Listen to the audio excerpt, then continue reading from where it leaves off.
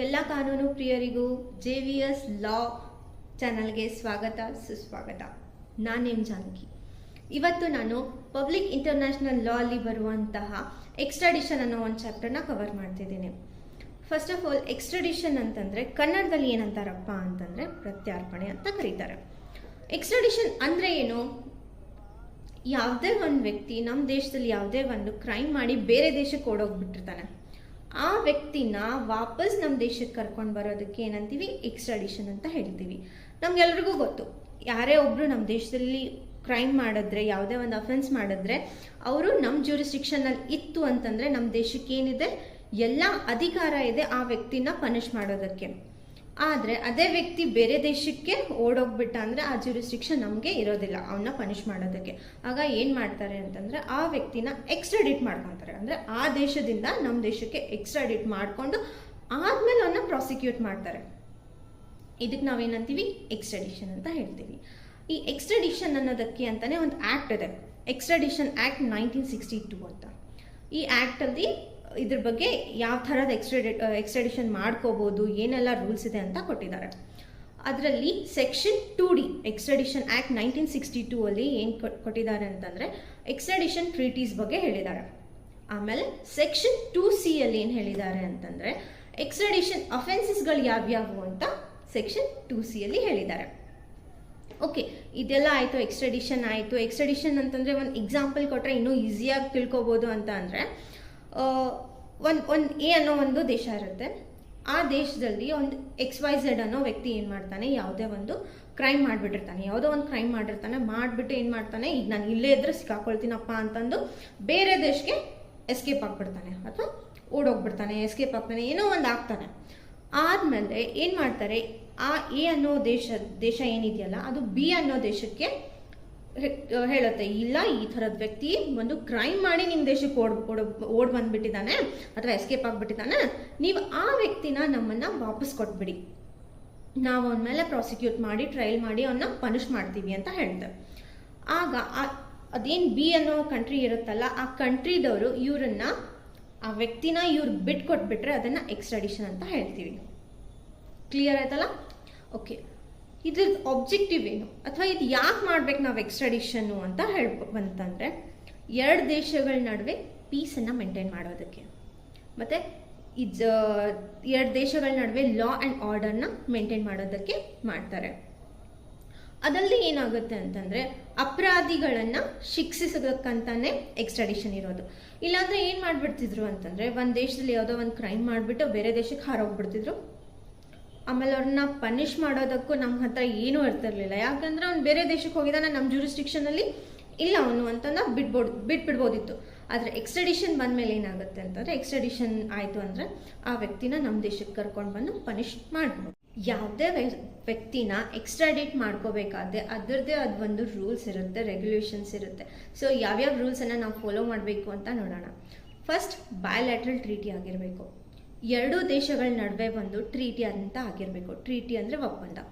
ಯಾವ ಥರ ಒಪ್ಪಂದ ಆಗಿರಬೇಕು ಅಂತಂದರೆ, ಈ ಥರದ್ದು ಯಾವುದೇ ಒಂದು ಸಿಚುವೇಶನ್ ಆಯಿತು ಅಂತಂದರೆ, ಆ ವ್ಯಕ್ತಿ ಏನಾದರೂ ನಿಮ್ಮ ದೇಶಕ್ಕೆ ಪರಾರಿಯಾಗಿ ಬಂದ ಅಂತಂದರೆ ನೀವು ಆ ವ್ಯಕ್ತಿನ ನಮಗೆ ಒಪ್ಪಿಸ್ತೀರಾ ಅಂತ ಮೊದಲೇ ಒಂದು ಟ್ರೀಟಿ ಆಗಿರಬೇಕು. ಅದಕ್ಕೆ ನಾವೇನಂತೀವಿ? ಬಯಲ್ಯಾಟ್ರಲ್ ಟ್ರೀಟಿ ಅಂತ ಆಗಿರುತ್ತೆ. ಎರಡು ದೇಶಗಳ ನಡುವೆ ಆಗಿರುತ್ತೆ ಈ ಥರ ಟ್ರೀಟಿ ಏನಾದರೂ ಆಗಿತ್ತು ಅಂದರೆ ಅವಾಗ ಎಕ್ಸ್ಟ್ರಾಡಿಷನ್ ಮಾಡಲೇಬೇಕಾಗತ್ತೆ. ನೆಕ್ಸ್ಟ್, ಡಬಲ್ ಕ್ರಿಮಿನಾಲಿಟಿ ಅಂತಂದರೆ ಎರಡು ದೇಶದಲ್ಲೂ ಅವನೇನು ಮಾಡಿದಾನಲ್ಲ ಅದನ್ನು ಕ್ರೈಮ್ ಅಂತ ಟ್ರೀಟ್ ಮಾಡ್ತಿರ್ಬೇಕು. ಎರಡು ದೇಶದವರು ಅದನ್ನು ಕ್ರೈಮ್ ಅಂತಲೇ ಟ್ರೀಟ್ ಮಾಡಬೇಕು. ಈಗ ಫಾರ್ ಎಕ್ಸಾಂಪಲ್ ಹೆಂಗಿರುತ್ತೆ, ಒಂದು ದೇಶದಲ್ಲಿ ಡ್ರಗ್ಸನ್ನು ತಗೊಳ್ಳೋದು ಕ್ರೈಮ್ ಆಗಿರುತ್ತೆ, ಅವನೇನೋ ಡ್ರಗ್ಸ್ ರಿಲೇಟೆಡ್ ಆಕ್ಟಿವಿಟಿ ಎ ಅನ್ನೋ ದೇಶದಲ್ಲಿ ಮಾಡಿದಾನೆ.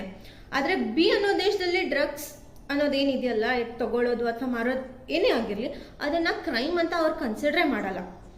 ಆ ಥರದ ಸಿಚುವೇಶನಲ್ಲಿ ಎಕ್ಸ್ಟ್ರಾಡಿಷನ್ ಆಗೋದಿಲ್ಲ, ಯಾಕಂದರೆ ಅದು B ದೇಶದಲ್ಲಿ ಕ್ರೈಮ್ ಅಲ್ವೇ ಅಲ್ಲ.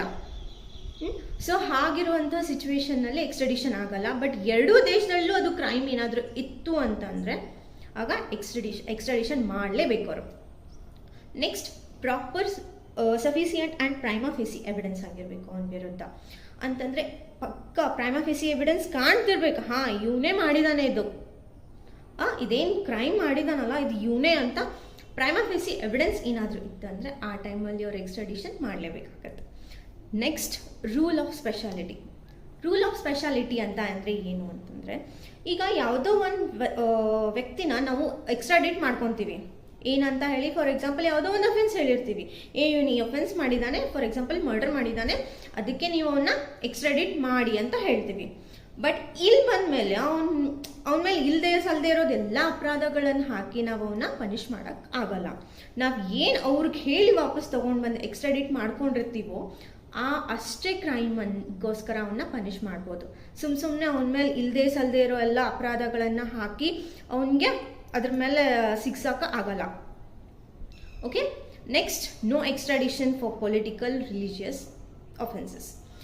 ಈಗ ಯಾವುದೋ ಒಂದು ವ್ಯಕ್ತಿ ಯಾವುದೋ ಒಂದು ಪೊಲಿಟಿಕಲ್ ಅಫೆನ್ಸಸ್ ಮಾಡ್ದ ಅಥವಾ ರಿಲಿಜಿಯಸ್ ಅಫೆನ್ಸಸ್ ಏನಾದರೂ ಮಾಡಿದ್ರು ಅಂತಂದರೆ ಆ ವ್ಯಕ್ತಿನ ನಾವು ಪನಿಷ್ ಮಾಡೋಕ್ಕೆ ಆಗೋದಿಲ್ಲ.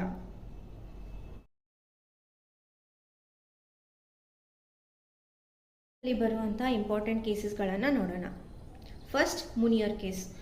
ಮುನಿಯರ್ ಕೇಸ್ ಅನ್ನೋ ಈ ಕೇಸಲ್ಲಿ ಏನಾಗುತ್ತೆ ಅಂತಂದರೆ, ಮುನಿಯರ್ ಅನ್ನೋ ಒಂದು ವ್ಯಕ್ತಿ ಇರ್ತಾನೆ, ಅವನ ಜೊತೆ ಅವ್ನ 2 ಫ್ರೆಂಡ್ಸು ಇರ್ತಾರೆ. ಅವನು ಅನಾರ್ಕಿಸ್ಟ್ ಗ್ರೂಪಲ್ಲಿ ಇರ್ತಾನೆ.